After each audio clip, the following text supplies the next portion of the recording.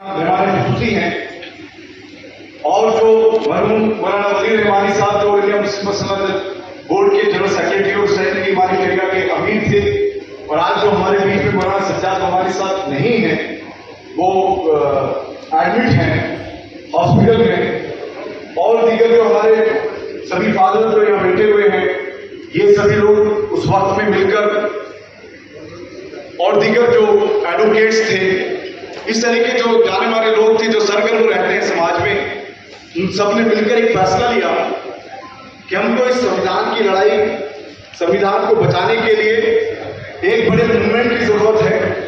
इसलिए इसका नाम सिर्फ संगठन या समिति या संस्था नहीं होना चाहिए। हमारे जहनों में ये पहले दिन से ही क्लियर होना चाहिए कि एक आंदोलन है, और आंदोलन वो होते हैं जो किसी भी सैलाब से नहीं डरते। वो ये नहीं डरते कि कितनी कुर्बानियां देनी हैं, चाहे हमें अपनी जानें देनी पड़े, लेकिन देश के संविधान को, लोकतंत्र को, आजादी को, देश को बचाने के लिए सब मिलकर खड़े रहेंगे।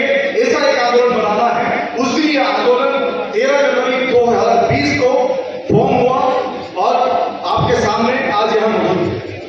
इस बीच में कई एक्टिविटीज भी हुई हैं, हम सब मिलकर काम करना है, उसके बारे में भी आज हम लोग आपके सामने बात करेंगे। जितने भी वक्तागण होंगे यही मौजूद हमारे रहेंगे। और आरएसएस जिस तरीके से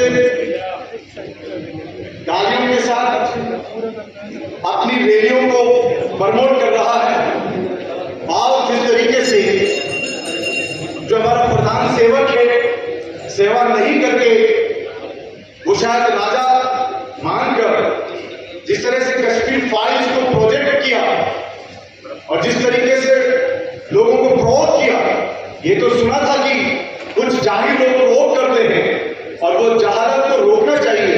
ये देश हम इंसाफ और अमन से चलाना चाहते हैं। वो एक जगह बैठकर टैक्स फ्री उस कश्मीर फाइल को करते हैं जिसमें एक मजहब के खिलाफ नफरत फैलाई जाती है, और वो उसके बाद में आप देखते हैं जिस तरीके से हनुमान जयंती बनाई गई या जो रामनवमी बनाई गई, बजाय राम के जो अच्छे काम थे उनको बताने के, उन लोगों ने किस तरह की गालियां, नारे और किस तरह से हथियारों के साथ वो लोग पूरे देश के अंदर अलग अलग जगहों पर रैलियां निकाली। तो ये जो खतरा देश को, हमारे संविधान को हो रहा है, इस पर हमारी बात करने की जरूरत है। और जिस तरीके से हमारे देश के अंदर जो फेडरल सिस्टम उसको किस तरह से सेंटर डोमिनेट कर रहा है, उनको किस तरीके से अपने ऊपर जो है जीएसटी भी उसका एक बड़ा काम हुआ है, किस तरीके से फेडरल सिस्टम को खत्म किया जा रहा है, बॉर्डर्स को किस तरीके से अपना, जैसे वेस्ट बंगाल का जो चल रहा है, लाइक हमारे फेडरल सिस्टम आज खत्म होने की कगार पर आ गया है। जो सेंट्रल एजेंसीज को इस्तेमाल करके लड़ाई को आगे बढ़ाना है, उस पर आज हमारी चर्चा रहेगी। जो वक्तागण होंगे जो हमारे सामने अपनी बात रखेंगे, और जिस तरीके से एक हेड प्रोपेगेंडा पूरा जला दिया गया है, शहरों के जो हुकूक जो छीने जा रहे हैं उन पर, और जिस तरीके से जो इस्लामोफोबिया एक वर्ल्ड में, स्पेशली इंडिया के अंदर जो टारगेट करके बनाया जा रहा है कि एक धर्म को इस तरीके से टारगेट कर लो कि लोगों के अंदर नफरत आ जाए और वो अपने मूल जो यहाँ की एम्प्लॉयमेंट है, रोजगार है, उनको छोड़ दे। जो यहाँ पर हमारी तरक्की है, विकास है, उनको छोड़ दे, देश बिकता चला जाए, उस पर ध्यान न दे, और सारा ध्यान जो है इस तरह से इस्लाम की है। क्योंकि जिनोसाइड कॉल मामूली बात नहीं है। जो वर्ल्ड के जो जिनोसाइड वॉच के जो प्रेसिडेंट हैं, जो नरसंहार पर जो काम जो हो रहा है, जो यहाँ पर 8 स्टेट से ज्यादा पार कर चुका है, उसके प्रेसिडेंट ने एक बताइए, जो कि आपके मालूम है करण थापर के साथ प्रेसिडेंट का जो इंटरव्यू था पूरे विश्व ने देखा है, और क्या किसने, और पूरे विश्व के अंदर देखने के साथ साथ मैंने डाले कि चाहे यूएस हो, यूएन हो, या ऑस्ट्रेलिया या दूसरे या आईओसी है, या इंटरनेशनल लेवल पर आज जिनोसाइड डिस्कशन में आ रहा है। लेकिन जो सॉ कॉल्ड यहाँ की पॉलिटिकल पार्टीज कहलाती है सेक्युलरिज्म के नाम पर, उनके एजेंडे में नहीं है। और साथ ही साथ वो जो सॉ कॉल्ड सेक्युलर पार्टीज हैं जो वोट लेती हैं जब लिंचिंग होती है या जिस तरीके से कोई महल बदतमीजी करता है, कहता है कि हम जो है मस्जिद के बाहर उनकी औरतों के साथ गलत काम करेंगे, और जिस तरीके से प्रोवोकेट किया जाता है, उन तमाम तमाम चीजों को देखकर ये लगता है कि वो लोग सिर्फ उनका एक एजेंडा है। जिस तरीके से आरएसएस और शाखाएं हैं, तो आज की जो सो कॉल्ड सेक्युलर पार्टीज हैं वो भी उनकी शाखाएं बनकर काम कर रही हैं, रोड पर नहीं उतर रही हैं।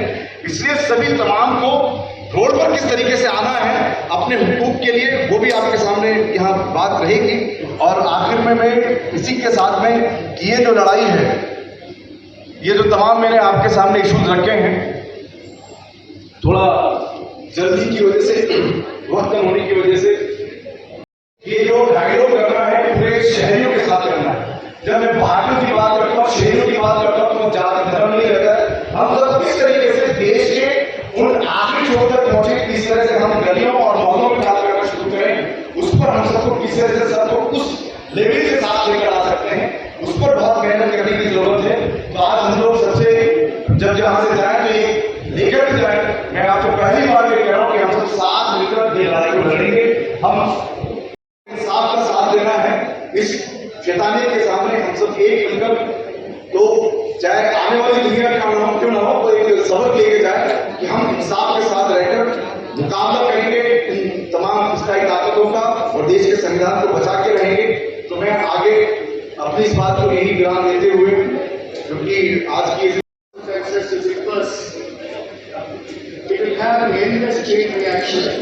entering the lives of millions and throwing the country into chaos. It will marginalize further the already marginalized people. It will take many years to get them to normalcy.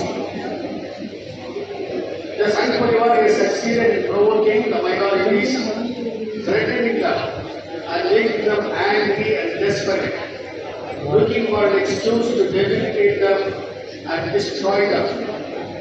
It has also succeeded in creating a fear in the majority community, the fear of minorities, saying that the Muslim and Christians will multiply and increase and take over the country.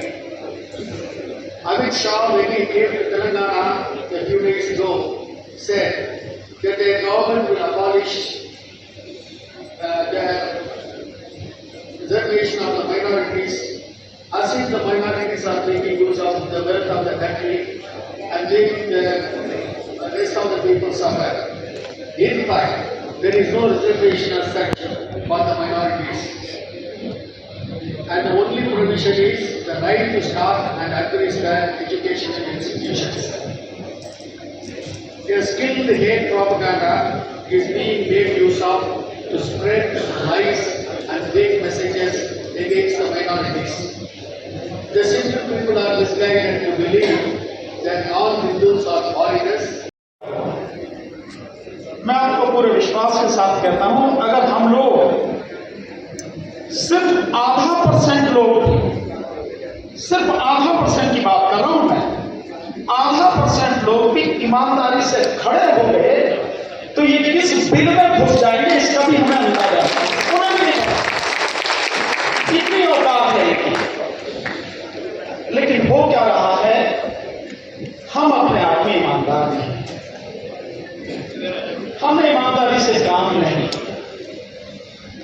समाज के प्रति जो हमारी जिम्मेदारी थी वो हमने नहीं निभाई। और इससे भी आगे बढ़ के कहूं तो इतने संगठन हैं, इतनी पार्टियां हैं, मुझे लगता है बहुत सबको यही नहीं पता हमारी लड़ाई क्या है, हमारे मुद्दे क्या हैं, हमें किससे लड़ना है, कैसे लड़ना है, तो बाद में आएगी बात। पहले हमें यही पता नहीं है कि हमारी लड़ाई। बड़ा मुझे हंसी आती है जब लोग कहते हैं सरकार से डिमांड करेंगे जातिगत जनगणना करो। जो सरकार तुम्हारी गर्दन काटने पर तुली है वो गणना करेगी तुम्हारी। तुम उससे ये उम्मीद करते हो एक जल्लाद से कि वो किसी तरह का रहम करेगा आपका। ये आपकी नासमझी है तो अपनी नासमझी को आप जो चाहेंगे। हम क्यों नहीं कहते हैं या क्यों ऐसी रणनीति नहीं बनाते कि जो सत्ता आज उनके हाथ में है, उनके हाथ से वो सत्ता छीन कर फिर हम चाहे जातिगत जनगणना कराएं, चाहे हम संविधान को बेहतर बनाएं, अपने लोगों को हक दिलाएं, एजुकेशन सिस्टम को सही करें, मेडिकल सिस्टम को सही करें, बेरोजगारी खत्म करें। हम ये आज तक। दूसरा यह है साथियों, जो समय इस समय है, संविधान निश्चित रूप से भारत की आत्मा, नहीं अभी नहीं आता हूँ, 6 बजे बोला था। लेकिन हर दिन, हर पल, हर समय ये सरकार और इस सरकार के छोड़े हुए जो आतताई लोग हैं, जिन्हें आप सीधी भाषा में कहोगे जो गुंडे हैं, वो लगातार इसका चीरहरण कर रहे हैं। हम सब देख रहे हैं। और ये जो सरकार है बहुत ही व्यवस्थित तरीके से अपने सारे कारनामों को, अपने सारे कामों को अंजाम दे रही है। 2400 घंटे अपने लक्ष्य के लिए काम कर रही है। और लक्ष्य आपसे किसी से छुपा नहीं है, आप सब जानते हैं उनका लक्ष्य क्या है। पूरे देश की संपत्ति समेटकर चंद हाथों में दी जा रही है। चंद हाथों में, आप सब जानते हैं। पूरे देश का एजुकेशन सिस्टम खत्म तो लोगों को जानकारी, ज्ञान, सारी चीजें सब खत्म हो जाएगी। दूसरा, उनको आर्थिक रूप से पूरी तरह तबाह कर दीजिए। 2016 में नोटबंदी से वो सिलसिला शुरू हुआ और आज तक वो लगातार जारी है। और उसके बाद में जो इंफॉर्मेशन किसी को मिल जाए, वो इंफॉर्मेशन की भी रास्ते बंद कर दें, वो सारे रास्ते सरकार ने बंद कर दिए। आज आपको कोई इंफॉर्मेशन मिल नहीं सकती। और सरकार की जो गोदी मीडिया है वो लगातार उसके एजेंडे को प्रोपेगेट कर रहा है। लगातार देश में बेरोजगारी की क्या हालत है उसके लिए वो 5 मिनट नहीं देंगे, लेकिन उनके भेजे हुए गुंडे अगर समाज विशेष का, धर्म विशेष का अपमान करेंगे तो उसको और प्रोपेगेट करने के लिए पूरे 2400 घंटे वो पूरे चैनल को चलाएंगे। यही स्थिति है। तो इंफॉर्मेशन आपको नहीं मिलेगी। मीडिया, ये सोशल मीडिया के साथी हैं, इनका धन्यवाद करना चाहिए हमेशा दिल से कि यही बात पहुंचा रहे हैं, अन्यथा तो बात भी नहीं पहुंच पाएगी आप। इसके अलावा बाकी कोई मीडिया इस देश में रहने दिया, खत्म कर दिया। साथियों, भीख मांगने की या सरकार से कुछ भी मांगने की हमारी जरा सी भी कोई आदत है, हमें तत्काल बंद कर देनी चाहिए। आज के बाद हम मांगेंगे नहीं। हम इस देश में भिखारी नहीं हैं, गुलाम नहीं हैं, इस देश के बाइज्जत नागरिक हैं। ये देश अगर मोदी का इतना है तो उतना ही हमारा। मांगेंगे नहीं, अपना हक लेंगे। अब लेंगे कैसे, इसके लिए हमें नीति बनानी है। और समय जो हमारे पास है बहुत कम है। मैं अपने आकलन से, अपने ज्ञान से जितना समझ पाया हूं, मात्र 2 साल का समय। कल 30 मई थी, 30 मई 2019 को दूसरी बार मोदी सरकार ने शपथ ली और अब 2 साल 2024 में इलेक्शन होने हैं। केवल 2 साल हैं आपके पास।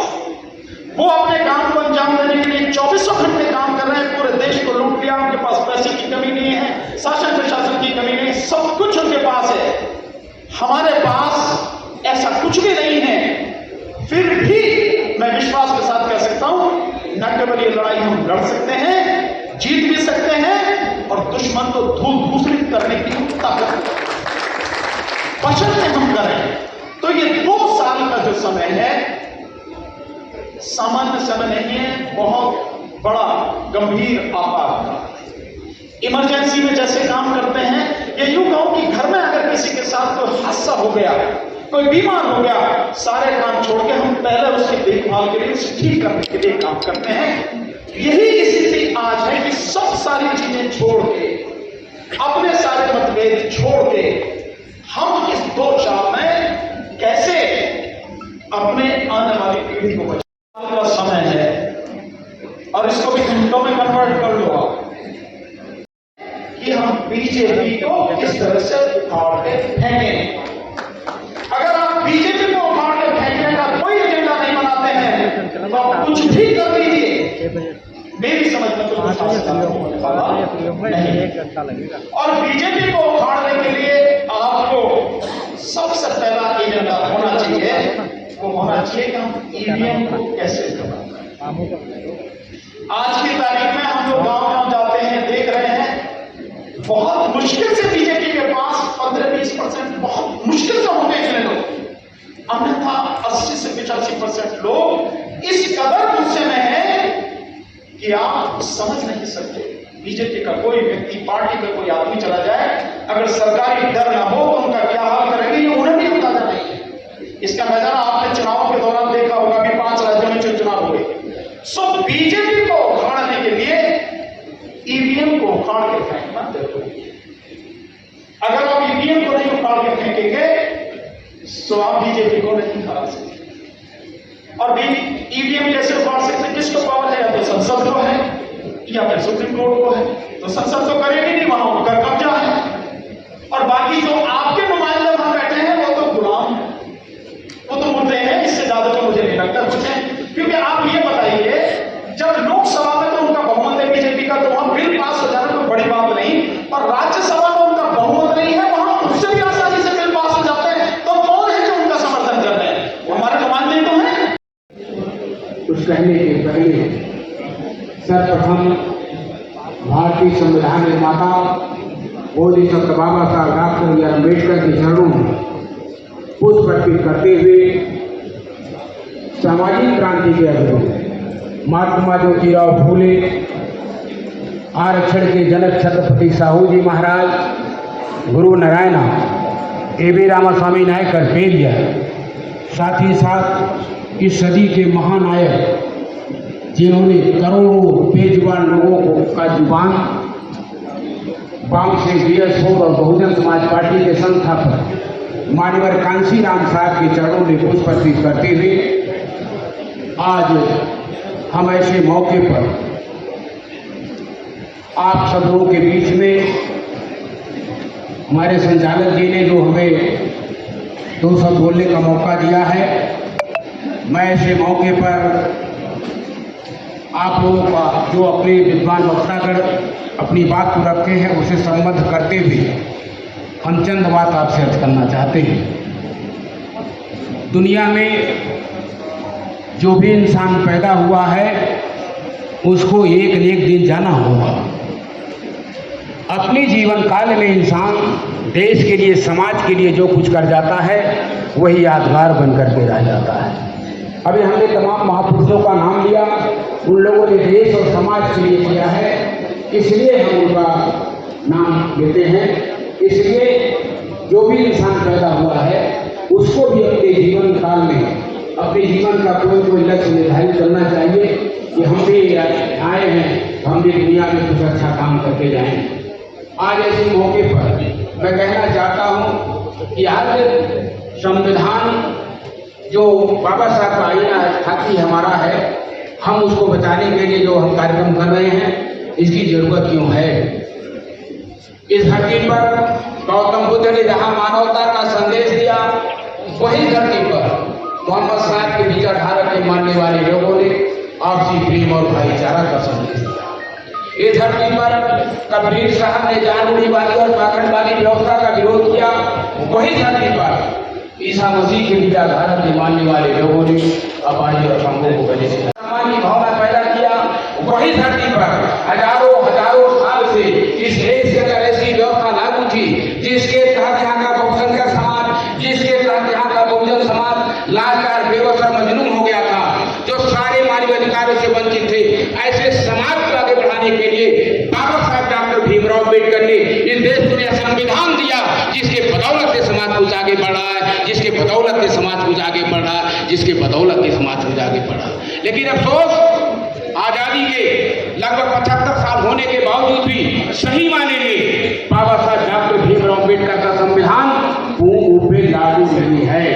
यही कारण है कि मुल्क की 5 राष्ट्रीय समस्याएं बरकरार हैं। वो 5 राष्ट्रीय समस्याएं अस्पृश्यता, अमानवीयता, असमानता, असुरक्षा और अन्याय, यह मुल्क की 5 राष्ट्रीय समस्याएं हैं। इन्हीं 5 राष्ट्रीय समस्याओं में, चाहे हमारा किसान हो, चाहे मजदूर हो, चाहे व्यापारी हो, चाहे हम अल्पसंख्यक हो, चाहे दलित हो, चाहे पिछड़े हो, सारे लोगों की समस्याएं इन 5 राष्ट्रीय समस्याओं में है। इसलिए आज भी सही माने में बाबा साहब का संविधान यदि पूर्ण पे लागू हो गया होता, आज ये आवश्यकता नहीं रहती। इसलिए इस मौके पर मैं 2-3 बिंदुओं पर आपका ध्यान आकर्षित करके अपनी बात को हम समाप्त करना चाहेंगे, क्योंकि ये विषय तमाम विद्वान वक्तागण हैं बैठे हुए हैं, वो भी अपनी बात रखेंगे। आज़ादी के पहले, आज़ादी के बाद। आज़ादी के पहले जब देश आज़ाद नहीं था, उस समय लगभग ब्राह्मण इस देश में से लेके 35% सरकारी नौकरियों में थे और लाला 40% था सरकारी नौकरियों में, और बैकवर्ड शेड्यूल्ड 0 थे। लेकिन जब आज़ादी के बाद देश, जब संविधान लागू हो गया और देश का प्रधानमंत्री ब्राह्मण के हाथ में नेतृत्व जाता है, पंडित जवाहरलाल नेहरू नहीं, ब्राह्मण के हाथ में जब देश का नेतृत्व जाता है, तो जो ब्राह्मण 2.5 से 3% सरकारी नौकरी में था, वो बढ़ करके 70 से 72% सरकारी नौकरी हो गया। और मुसलमान भाई, उनकी संख्या जो 31 से 35% थे, घट करके आधा से 1% रह गया। लाला 40 से घट करके 4% हो गया। और जो शेड्यूल का 0 थे, संविधान लागू होने के बाद जब आरक्षण का प्रावधान किया गया, तो लगभग सब मिलाकर के क्लास 1, क्लास 2, क्लास 3, 4 मिलाकर के लगभग 8% शेड्यूल कास्ट का कोटा पूरा हुआ। और बैकवर्ड जो है, जो 52%, हम उस पर चर्चा नहीं करना चाहते, जब कभी मौका मिलेगा कि हम जो है ये बीपीएफ मंडल आयोग की सिफारिशों, काका कालेलकर की रिपोर्ट, साइमन कमीशन, बहुत बड़ा विषय है। इसलिए 52-54% इस देश में संख्या। भारत हमेशा सेक्युलर रहेगा। सेक्युलर रहने सभी मजहब का समान आदर। मित्रों, मैं ज्यादा समय नहीं लूंगा, लेकिन उबैदुल्लाह साहब ने शुरुआत में मुझे एक बिगड़ते सामाजिक माहौल में मुसलमानों के लिए कौन सी राह, ये हमारे बिहार के पूर्व मंत्री इकबाल अहमद साहब ने लिखा है, पढ़ने के लिए आपने, मैंने पूरा पढ़ा, बहुत ही अच्छा है। और इसमें जो 2-3 बातें हैं जिसका जिक्र आपने अपने भाषण में नहीं किया, तो इसलिए मैं करना चाहूंगा। यहां लिखा है समाधान की तरफ। मैं आपसे सवाल पूछा कि करना क्या है, करना क्या है, तो उन्होंने कुछ 2-3 बहुत अच्छे बिंदुए दिए हैं, पॉइंट्स दिए हैं, और मैं उसमें और एक जोड़ूंगा। इकबाल साहब कहते हैं कि संक्षेप में कहे तो इन साजिशकर्ताओं के सपनों और इरादों को तोड़ने और इन्हें काबू करने का एक ही रास्ता है। पहला, इस देश के संविधान को आधार बनाकर देश के सभी वर्गों को आपस में जोड़ने का माहौल बनाया जाए, जहां गांधी और मौलाना आजाद की चर्चा हो। ये बहुत महत्वपूर्ण है मित्रों। जो हमारा रास्ता है वह न्याय का रास्ता है, सच्चाई का रास्ता है और अहिंसा का रास्ता है, जो गांधी जी ने अपनाया। इसीलिए गांधी जी को एक, जो भारत, स्वतंत्र भारत का सबसे पहला जो टेररिस्ट था, वो हिंदू टेररिस्ट था, उसका नाम था नथुराम गोडसे। तो अहिंसा का रास्ता आज भी हमारा रास्ता वही होना चाहिए। जितने भी प्रोवोकेशन हो, हमें वायलेंस के रास्ते पे, हिंसा के रास्ते पे चलना नहीं है, सब्र नहीं खोना है, जज्बाती होकर कुछ नहीं करना है। दूसरी बात, इकबाल साहब कहते हैं कि इस देश की विविधता को बनाए रखने के लिए मुसलमानों की तरफ से लगातार अमन और भाईचारे का संदेश देते हुए अन्य धर्म एवं वर्ग के लोगों को जोड़ने का प्रयास करना चाहिए। ये बहुत बड़ी बात कही है। तो इसका मतलब है कि मुसलमानों के साथ, दलितों के साथ, क्रिश्चियनों के साथ आपको हिंदुओं को भी जोड़ना होगा। हिंदुओं को जोड़ने के बिना आपका संविधान सुरक्षित नहीं रहेगा। सभी हिंदुओं को। और मैं बीजेपी में 16 साल रहा हूं, मैं दावे के साथ कहता हूं कि जो आज पॉइजन फैला रहे हैं कम्युनलिज्म का, जो समाज को तोड़ने जा रहे हैं, हिंदू समाज में उनकी संख्या माइनॉरिटी है, लेकिन कुछ बहकावे में अन्य लोग आए हैं, उनको फिर से सही रास्ते में लाना ये आपकी जिम्मेदारी है, हमारी जिम्मेदारी है। अंत में मैं तीसरा एक बिंदु जोड़ना चाहता हूं। आज 75 साल हुए भारत की आजादी को। जब हम पीछे मुड़कर देखते हैं तो देश का बंटवारा हुआ। मैं अपने यहाँ के सभी मुसलमान भाइयों से पूछना चाहता हूँ, बहनों से पूछना चाहता हूँ, जरा सोचिए, यदि भारत का बंटवारा न होता तो क्या आज नौबत आती? मुसलमानों की संख्या 40% होती। बंटवारे का सबसे बड़े विक्टिम जो है वो भारत के मुसलमान है। इस बात को आज समझना होगा। ना केवल मुसलमान इसके विक्टिम है, सभी लोग विक्टिम है, और मैं समझता हूँ कि पाकिस्तान के लोग भी इसके विक्टिम है। हिंदुस्तान के पैमाने पर जेल भरो आंदोलन का ऐलान करें। और मैं तन्हा जाऊंगा, पकड़ा जाऊंगा, ये तन्हा जाएंगे, पकड़े जाएंगे, लेकिन अगर सब जाएंगे तो किसी के बाप पे ताकत नहीं है कि आपको गिरफ्तार कर सके। किसी जेल में इतनी जगह नहीं है। हर जिले से इंशाअल्लाह हम 2 लाख मुसलमान, बल्कि हमारे अक्सर हिंदू भाई, मेरे पास बहुत फोन आते हैं, मेरे अक्सर हिंदू भाई ये कहते हैं कि आप काम शुरू करो, हम आपके साथ हैं, हम आपके साथ गिरफ्तारी देने को तैयार हैं। तो उन लोगों को लेकर चलना, अगर मेरी आप तमाम हजरात से ये दरख्वास्त है, मैं गुफ्तगू नहीं करूंगा, मुझे जो भी टाइम दिया गया हो, मैं सदर साहब को अपना भी वक्त देता हूं और चाहता हूं कि कोई बेहतर सदर साहब से को मैंने सुनना है, कुलकर्णी साहब को सुनना था, आपको सुनना है, और मैं यकीन करता हूं कि आप इस वक्त जो ऐलान करेंगे वो इंशाअल्लाह पूरे हिंदुस्तान में लागू किया जाएगा। अस्सलाम वालेकुम। खुदा से पहले अपने उन ख्यालात को, ताकि वक्त ज्यादा न लगे, पढ़ करके आपको सुना देता हूँ और उसके बाद अगले प्रोग्राम का ऐलान